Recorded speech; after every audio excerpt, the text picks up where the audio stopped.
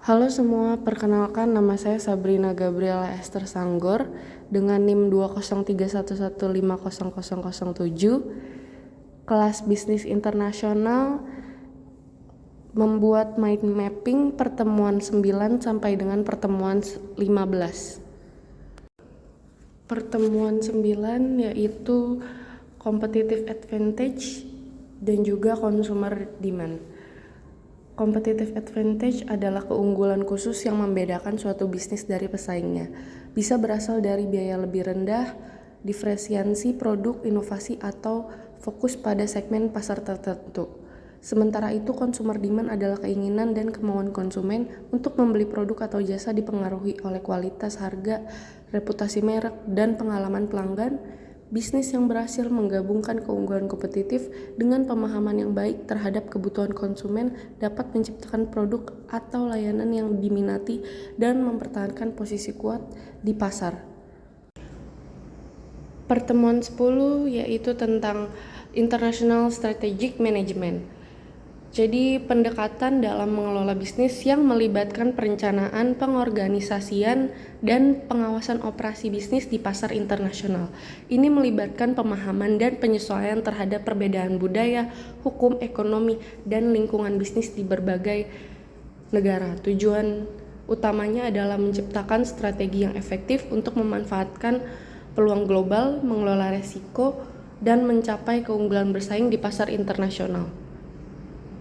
Pertemuan 11 yaitu tentang International Strategic Alliances, merujuk pada kemitraan strategis antara dua atau lebih perusahaan dari berbagai negara untuk mencapai tujuan bersama. Dalam konteks ini, perusahaan bekerja sama untuk berbagi sumber daya, teknologi, atau keahlian khusus guna memanfaatkan peluang global dan mengatasi tantangan bersama. Aliansi semacam itu dapat melibatkan bentuk kerjasama seperti joint ventures, licensing, atau kemitraan strategis lainnya. International Strategic Alliances membantu perusahaan mengurangi resiko, meningkatkan daya asing, dan memperluas jangkauan global mereka. Pertemuan 12 yaitu mengenai strategic entry into foreign markets, adalah proses perencanaan dan pelaksanaan langkah-langkah untuk memasuki pasar asing dengan tujuan mencapai keberhasilan bisnis. Ini melibatkan analisis pasar, pemilihan strategi yang sesuai, dan implementasi taktik untuk mengatasi tantangan di pasar asing. Strategi masuk ke pasar asing bisa melibatkan ekspor, kemitraan, investasi langsung, atau akuisisi. Keberhasilan dalam mengadopsi strategi ini memerlukan pemahaman mendalam tentang lingkungan bisnis luar negeri, regulasi, budaya, dan dinamika pasar untuk mencapai pertumbuhan dan keberlanjutan yang optimal di pasar tersebut. Pertemuan 13, International Marketing for Range, adalah kegiatan pemasaran yang difokuskan pada memasarkan produk atau layanan suatu perusahaan di pasar asing. Ini melibatkan penyesuaian strategi pemasaran untuk memahami dan merespons kebutuhan serta preferensi konsumen di negara-negara tertentu.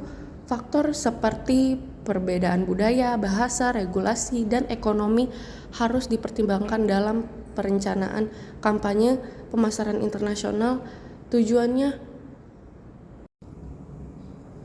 yang utama adalah mencapai penetrasi pasar yang sukses, membangun merek yang kuat, dan meningkatkan penjualan di tingkat global. Pertemuan 14, International Operation Management, adalah disiplin manajemen yang berkaitan dengan perencanaan, pengorganisasian, dan pengawasan kegiatan operasional suatu perusahaan di pasar internasional. Ini mencakup manajemen rantai pasok global, produksi, distribusi, dan logistik di berbagai negara. Tujuan utamanya adalah untuk memastikan efisiensi, konsistensi, dan keberlanjutan operasional perusahaan di tengah perbedaan budaya, hukum, dan lingkungan bisnis internasional. Kesuksesan dalam International Operation Management dapat meningkatkan daya saing, mengurangi biaya, dan meningkatkan kualitas produk atau layanan di pasar global. Pertemuan 15 yaitu International Human Capital Management, adalah pendekatan dalam manajemen sumber daya manusia atau SDM yang fokus pada kebijakan praktik, dan strategi untuk mengelola tenaga kerja di lingkungan bisnis internasional. Ini mencakup aspek-aspek seperti rekrutmen, pengembangan karyawan, retensi bakat, dan manajemen kinerja. Dengan mempertimbangkan perbedaan budaya, hukum ketenaga kerjaan, serta dinamika global, International Human Capital Management bertujuan untuk memastikan bahwa perusahaan memiliki tim yang beragam dan terampil yang dapat beradaptasi dengan kebutuhan bisnis di berbagai negara dan mencapai tujuan bisnis internasionalnya.